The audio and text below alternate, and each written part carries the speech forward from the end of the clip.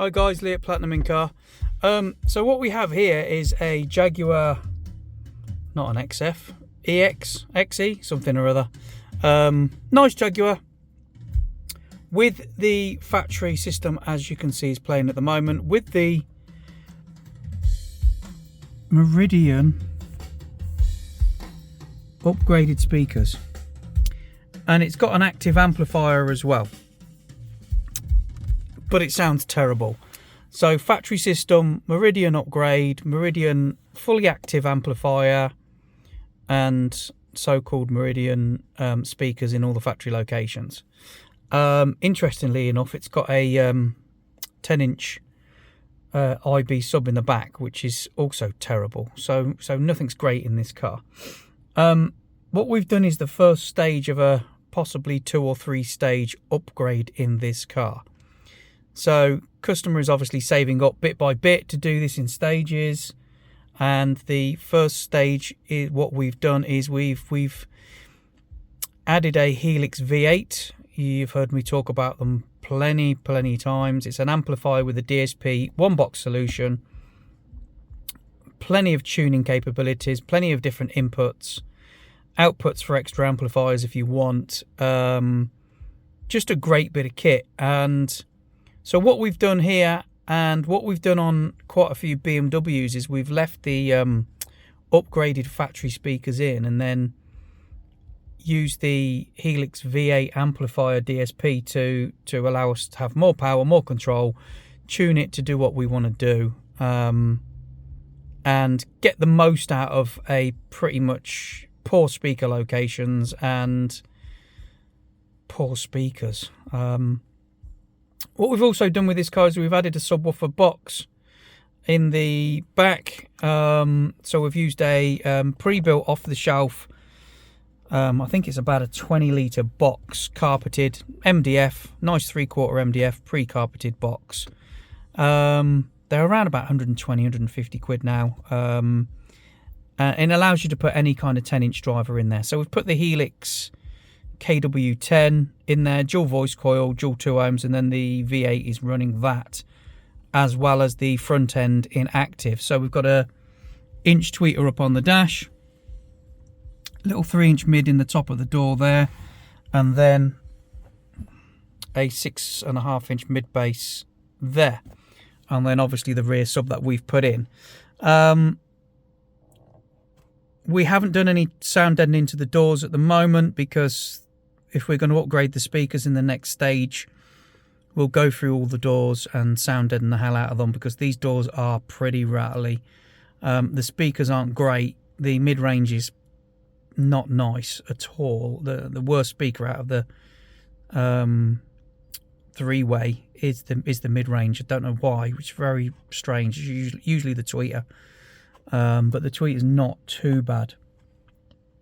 So we'll just go around to the back. We'll show you pictures of the amplifier in the boot, how we did it. We did a bit of 10mm perspex, and we bolted that to the battery bracket rather than drilling through the car. We bolted that to the battery bracket, and then we loomed everything up really nicely. I'll show you what we've got in the boot for now. What Jag is it? XE, Jag XE. So what we've got in the boot is the pre-built subwoofer box with the 10-inch Helix KW10. What I really like about these subs is they come with a really nice grille already, which is great. Why don't more manufacturers of speakers put decent grills in with their drivers? So this bracket here extends all the way and bolts to the chassis there.